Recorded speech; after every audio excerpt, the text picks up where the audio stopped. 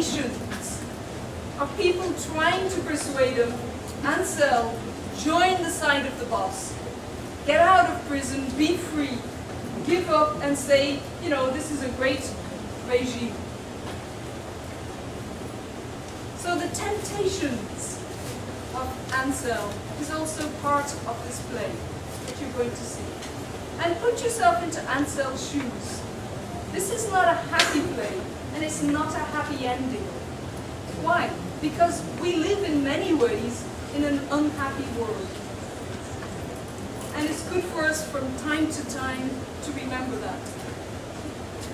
We're very lucky to have with us another Irish person, Victor Merriman, who's worked with Vicky Abad. And we're also very lucky to have the writer of this play with us. Sorry, David.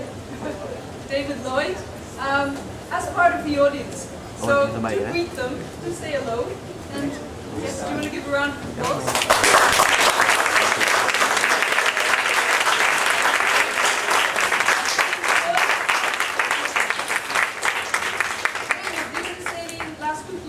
I think you did very well. Thank you very much. Okay. Okay. Thank you very much, people. I also acknowledge the presence of national artist Dr. Bian Longberta.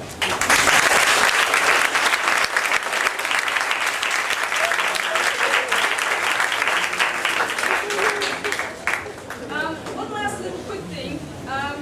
This is what's called a stage reading.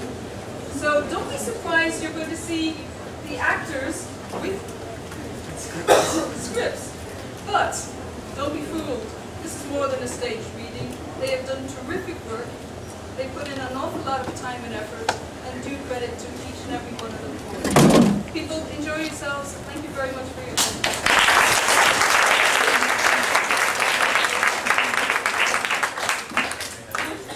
Let's all rise.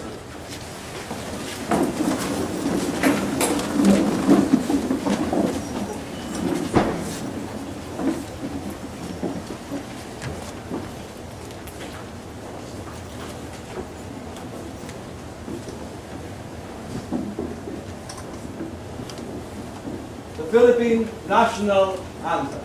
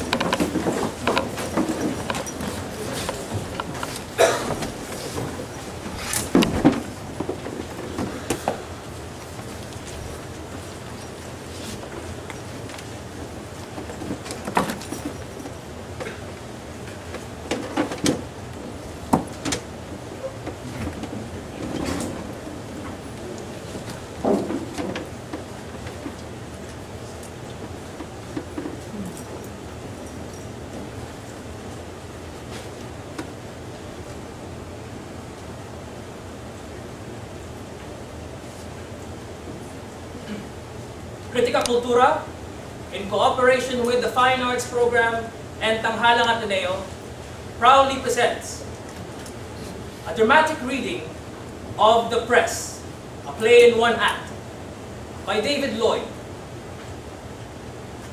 The cast: Ansel, a poet; Gruber, a painter; Feck, prison commandant; Petra, an architect, Ansel's lover, wife, and the boss's daughter. Ham and Sham, poets, former students of Ansel. Spanos, a prison orderly. Private 1 and Private 2, military prison guards. The scene, an internment center or concentration camp, anytime in the present or near future.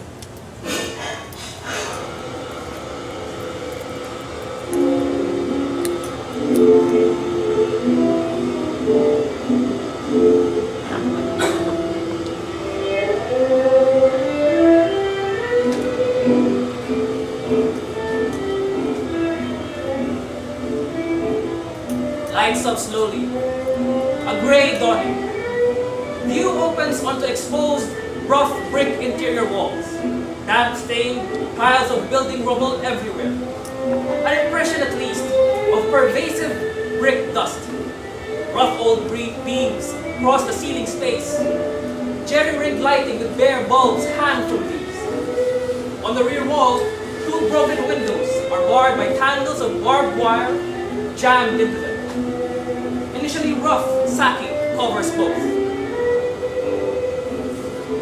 Perpendicular to the rear wall, center stage, 2 metal beds, field gray or military green, covered with coarse blankets.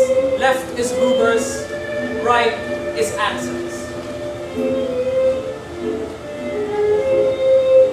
Gruber stands, his back to the audience, and is emptying water from a chipped ewer into an incongruous old chamber pot. He stares at the chamber pot with an old brush, which is pieced together from old shreds of blanket and mattress foam.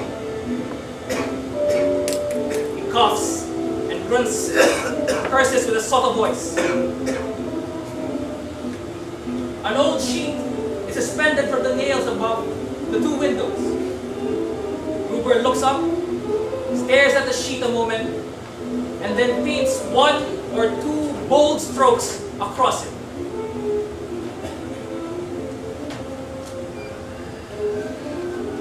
In the distance, a cock crows. Gruber coughs. He shakes the brush over the chamber pot again and slips it under his mattress. Slides the chamber pot under the bed. He pulls the blanket back onto the bed and stares at the sheet. Slowly, carefully, he slips into bed and turns over. A brief hacking cough. Gruber and Ansel asleep, covered head to toe with blankets.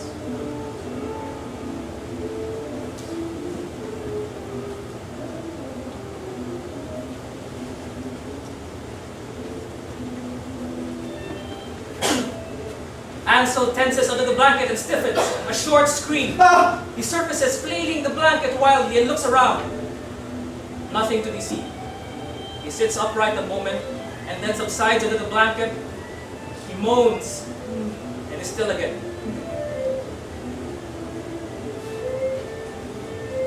Ansel stirs and stretches under the blanket.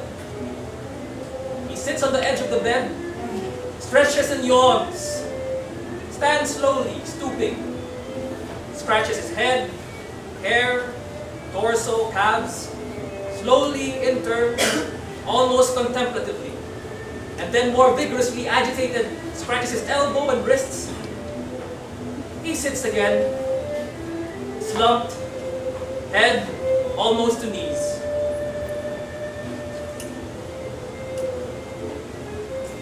Ansel stands again and looks around, slightly hunched, stretches his arms in each direction, legs in turn. He's straighter now, but always a little stoop throughout. He steps towards the window and looks out.